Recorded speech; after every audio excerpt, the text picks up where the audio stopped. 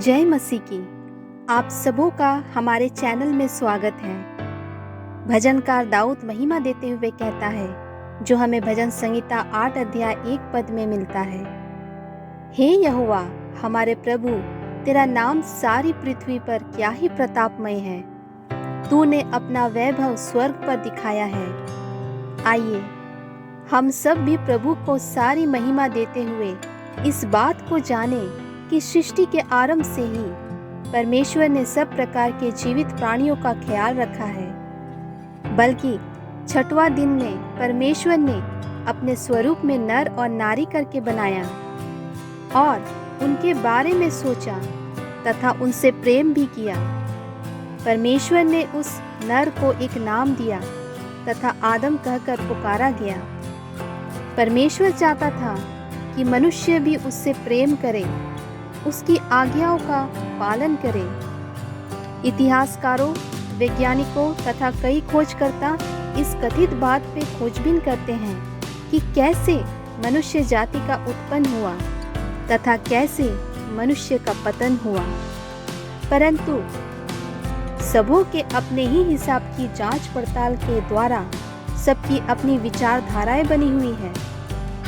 भाइयों और बहनों, मुझे इतिहासकारों, वैज्ञानिकों तथा शोधकर्ताओं का तो नहीं मालूम, परंतु इस दुनिया में सबसे ज़्यादा बिकने वाला किताब जो अतीत के बारे में तथा भविष्य में होने वाले घटनाओं के बारे में बताती है।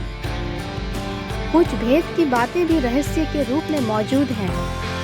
जी हाँ, हम बात कर रहे हैं पवित्र शास्त्र बाइबल के बारे में।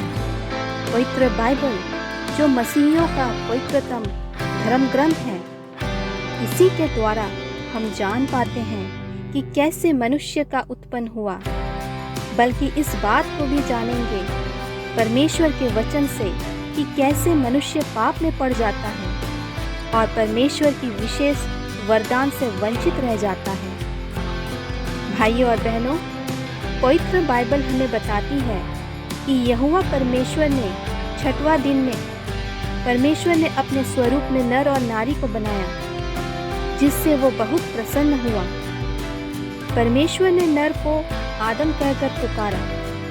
प्रियो, उत्पत्ति की पुस्तक उसका 2 अध्याय 15 पद से 17 पद तक में हमें इस प्रकार लिखा हुआ मिलता है।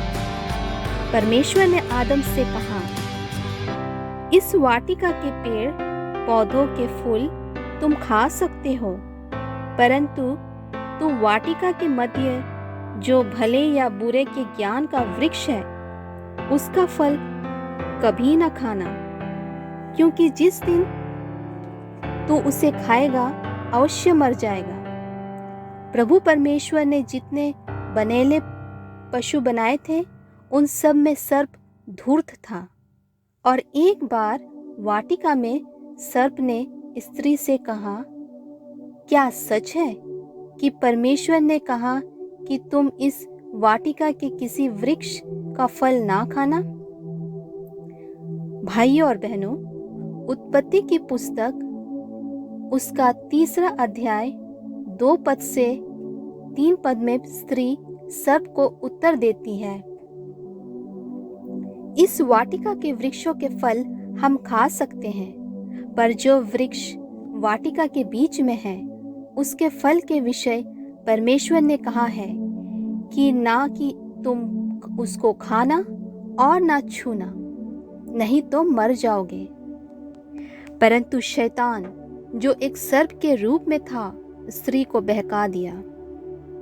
सर्प ने स्त्री से कहा, जो हमें उत्पत्ति 3 अध्याय 4 पद से 5 पद तक में हमें मिलता है, तुम निश्चय न मरोगे, वरन परमेश्वर आप जानता है कि जिस दिन तुम उसका फल खाओगे, उसी दिन तुम्हारी आंखें खुल जाएगी और तुम भले बुरे का ज्ञान पाकर परमेश्वर के तुल्य हो जाओगे।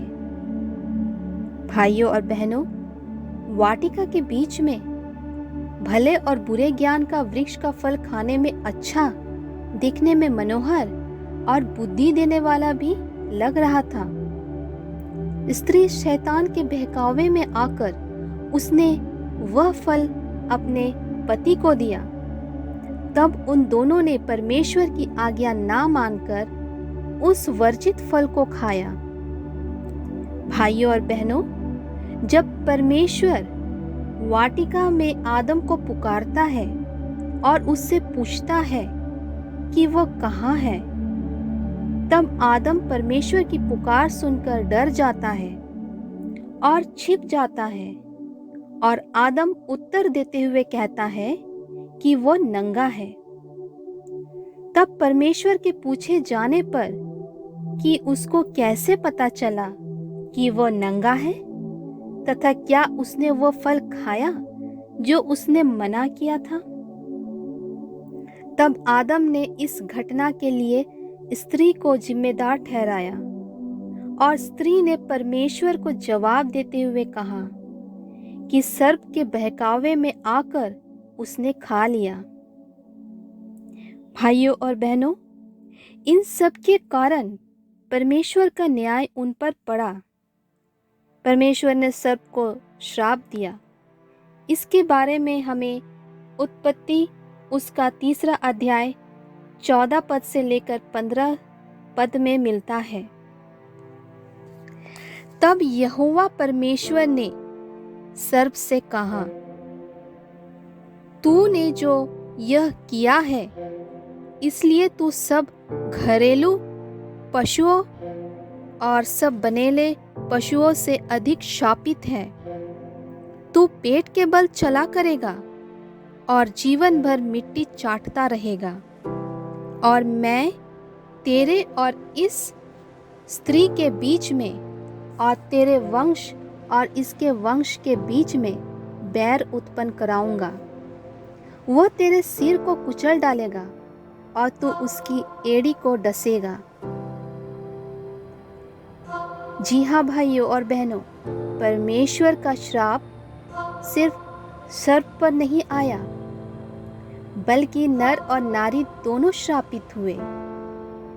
यहोवा परमेश्वर ने स्त्री को गर्भवती होने पर अत्यधिक पीड़ा में से होकर बालक उत्पन्न करेगी, तथा स्त्री को सदैव अपने पति के अधीन रहने का श्राप मिला। आदम के अनाज्ञाकारिता के कारण भूमि शापित हुआ, तथा परमेश्वर ने आदम को कहा कि जब तक तू अपना पसीना नहीं बहाएगा तब तक तू खेत की उपज नहीं खा पाएगा। भाइयों और बहनों, वाकई में यह बात सच साबित होती है, क्योंकि इंसान जब तक मेहनत नहीं करता तब तक अपना और अपना परिवार के लिए भोजन की व्यवस्था नहीं कर पाता। आदम ने अपना वरदान खो दिया, तथा परमेश्वर ने उससे कहा, तू मिट्टी में से निकाला गया था, मिट्टी में मिल जाएगा। सही बात है भाइयों और बहनों, ऐसे ही होता आ रहा है जब से मनुष्य ने पाप किया। अगर मनुष्य पाप नहीं करता तो यकीनन यहोवा परमेश्वर की योजना हमारे लिए कुछ और ही था। भाइयों और बहनों, फिर प्रभु परमेश्वर ने कहा, मनुष्य भले बुरे का ज्ञान पाकर हम में से एक के समान हो गया है, इसलिए अब ऐसा ना हो कि वह हाथ बढ़ाकर जीवन के वृक्ष का फल भी तोड़ के खा ले और सदा जीवित रहे। ये देखकर परमेश्वर ने उन दोनों को शाप देकर सुंदर वाटिका से बाहर निकाल दिया। हमारे आदि माता पिता आदम और हव्वा ने परमेश्वर की आज्ञा का उल्लंघन करके पाप किया, इसलिए हम भी जो उनके संतान हैं परमेश्वर की आज्ञा का उल्लंघन करके पाप करते हैं।